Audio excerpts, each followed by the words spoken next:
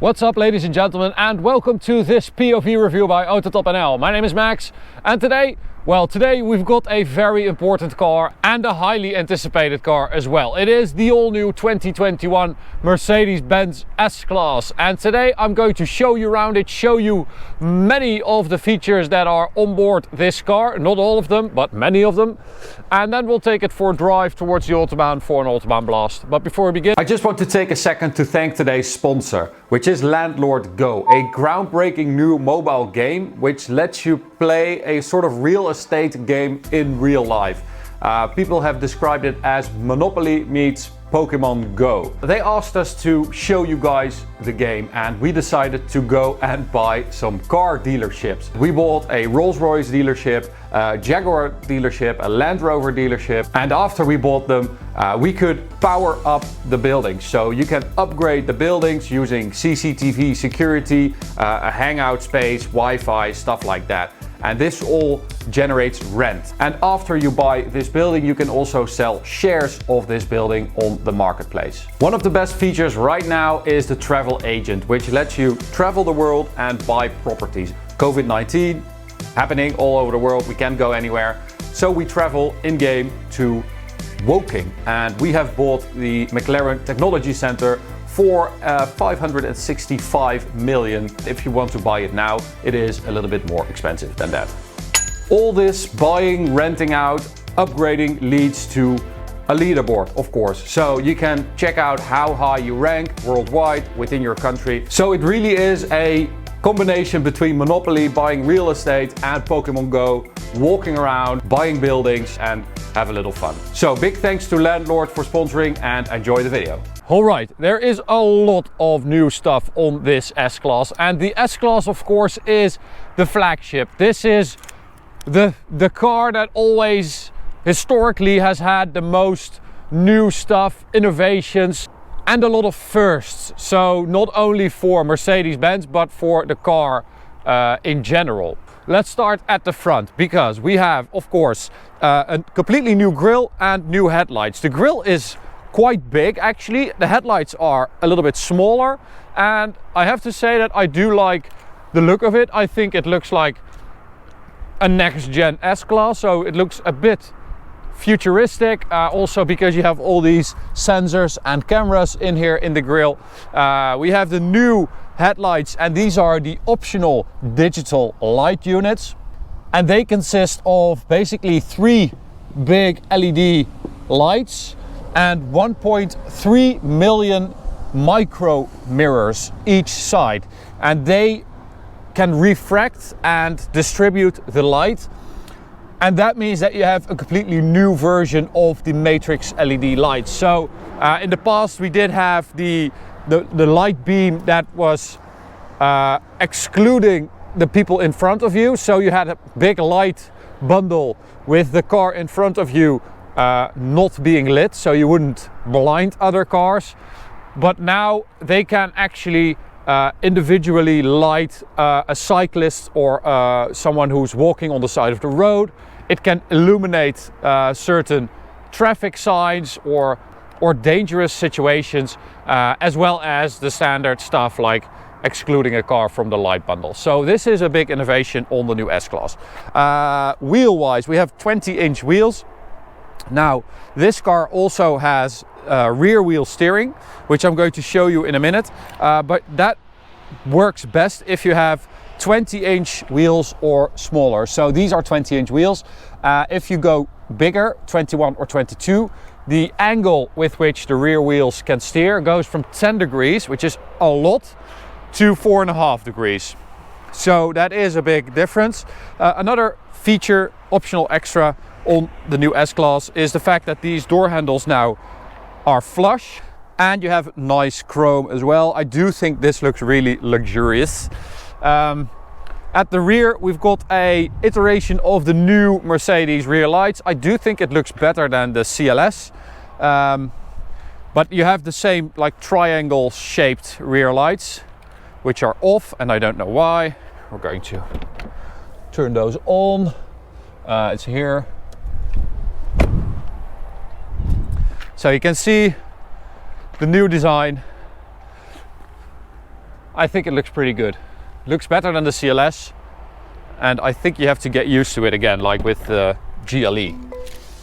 All right, the weather is really bad, so we're going to do this quickly. We've got an S500, which means we have a 6-cylinder, an inline 6, and the EQ boost with in total 435 horsepower and 520 newton meters of torque. Performance 4.9 seconds to 100 kilometers an hour, and the top speed claimed of 250 limited. You also have the S450, which sits below this, the petrol version, which is rear-wheel drive. This is all-wheel drive, and a diesel as well. And of course we're getting more plug-in hybrids like the S580e and AMG versions later on. Okay, and I'm going to move quickly so the lens stays dry towards the rear. It's very, very wet. Okay, and in here, well, this is a massive step forward, if you ask me, compared to the last S-Class. The last S-Class was really nice, almost classically Baroque style, so very opulent. And with this one, they have combined that opulence with high-tech stuff, and I really, really like that. The materials in here are insane. The leather is super soft. You've got nice wood here as well. We've got the Burmester audio, and of course we've got the screens right here. Allows you to control pretty much anything you like in the system. So I have selected this sort of yellow orangey light, but if you want, you can go full like purple or pink, or blue is the most bright one. So of course you have all the ambient lighting, and it has been, well, it's a lot bigger now, and it does look cool. You can even go for some multicolor setups, so that gives you like a complete rainbow of colors and different colors for different light units, which is nice. We also have this tablet right here, which I have to say is a bit disappointing, because everything is really nice and the screens are good, the touch stuff works really well, and then you have this Samsung tablet which doesn't have the nicest screen. It's not really that sharp, and you can't, I don't know, I think this is a missed opportunity. If you're going for this complete tech thing, then it would be nice to have a better tablet that looks as good as both the front and rear screen setups. But you can get a lot of info here, and you can also operate most of the stuff in the car, like the navigation. You can input your destination. So it is really comprehensive. You can do pretty much anything with this. And something really cool, when I'm watching TV here and I want to share that with the person next to me, I can just drag that to the other screen and it copies what I'm doing right here. And you can do that for all the screens, and it is really comprehensive, and there are a few nice touches in there. But I don't like this tablet because it looks like the one from the 7 series, the 2016 7 series. So improvement there. What else? You can go for a 2-seat setup in the rear, so we have a regular bench basically, but you can go for 2 bigger seats, which would, I can imagine, also have a foot or leg rest and more adjustability. Also, we've got blinds which are also operated with the systems. Yeah, it's too much to show you, as I said. We also have the 2nd generation of the MBUX, which I'm going to demonstrate now. Hey Mercedes. How may I help you? I'm a bit cold. I'm increasing the temperature to 22.5 degrees. So there are 2 things that are noteworthy about that.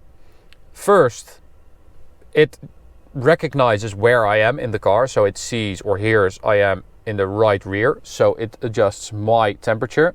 And the second thing is that the ambient lighting responds to my temperature input. So if I want it hotter, you get red, and if I want it colder, you get blue. And if you are a police officer, you go red, blue, as you can see. And it changes down there as well. Yeah, I'm a little kid, I know, but I think that's funny. Okay, so let's move to the front. The rain has stopped.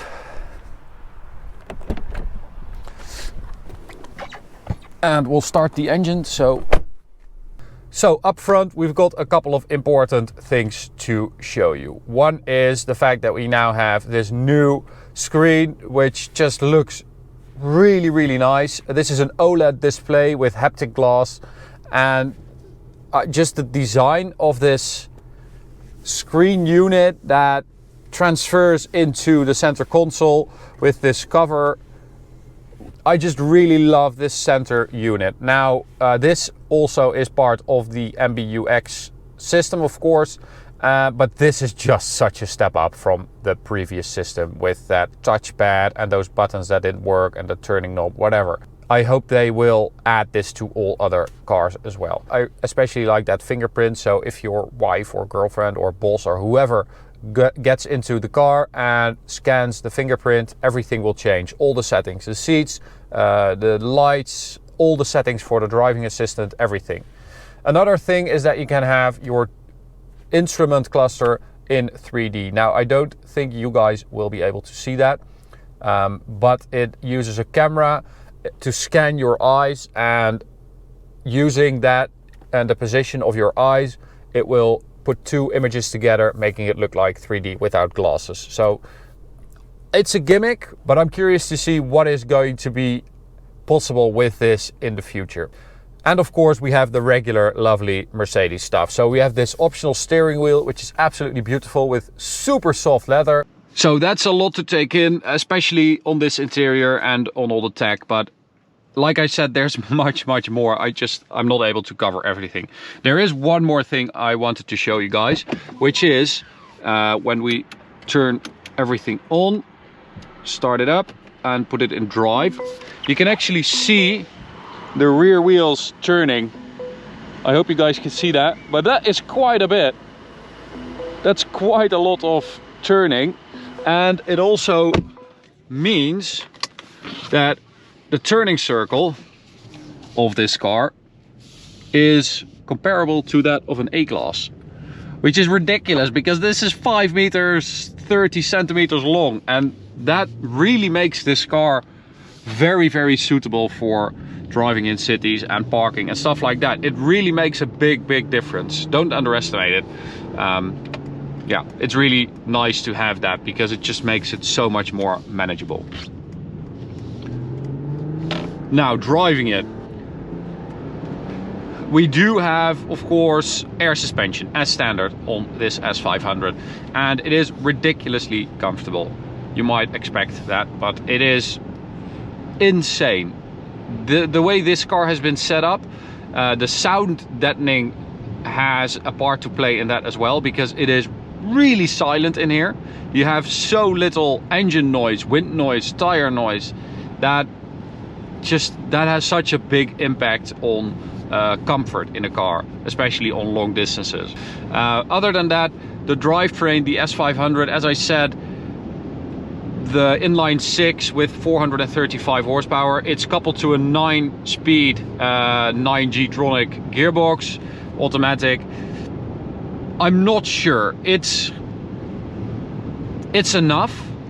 It's fine, but it's not like you have the feeling that you have indulged, you know? It's not like, oh wow, I've really treated myself to a nice S-Class. No, it's fine. But if it was me, I would go for an S580 with the 4-liter V8 bi-turbo. I think it just fits this car better. But, you know, that's just my preference. It does work really well in this car because it's very silent. And when you don't need it, when you don't need the power, it just disappears into the background. So that is a nice thing. Now, of course, we also have the E-active body control, which levels everything with the 48-volt system, which works really well too. So it has auto leveling, and when you have a collision, a side impact, it raises the air suspension on that side to make sure the impact is on the chassis and not on the doors. But all this mechanical stuff that I'm going through right now, so the four-wheel steering, the engine, the gearbox, the auto leveling, air suspension, this is all stuff that we've known before, you know, this is not new. That's not really the innovation in this car. It's executed super well. All this stuff is really well done, and it does take the S-Class to the next level if you look at luxury and comfort. But it's not really the stuff that sets it apart. If you ask me, the thing that changes the car the most is the augmented reality stuff, not the 3D dials or gauges, which is just a gimmick if you ask me. But the augmented reality stuff can really impact how we drive cars in the future. So before, you had the augmented reality here, which meant that if you used your navigation, it would have the camera with those blue arrows that points you in the right direction. This has now been integrated into the head-up display. And the head-up display is really big. It's hard for me to show you guys, but I think it's something like that. But the information has been projected much more forward, so it feels more like it's like 10 meters in front of your car, and it displays a lot of information, but it also works together with the cameras to highlight certain items and with the light units. So if you have a cyclist on the right, it will illuminate the cyclist and it will show you in the head-up display as well.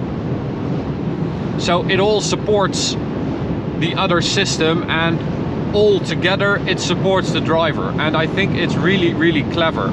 Also, if you drive on a poorly lit B road, it will project lines onto the road so you can follow the road and you can see where to go. And there's more like small stuff. If you have the cruise control turned on, it will use the head-up display and the cameras to track cars and show you where the cars are. It will show you if there's a car in your blind spot. It's stuff like that that really, I think, takes this car to the next level. So performance-wise, as you can see, it's not mega quick, but it's sufficient. Top speed is limited at 250 kilometers an hour.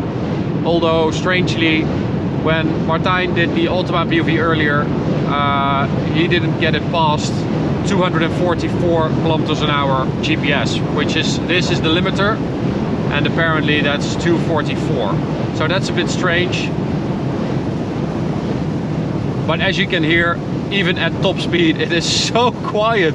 It's ridiculous. And this is a wet road, so that should generate even more sound.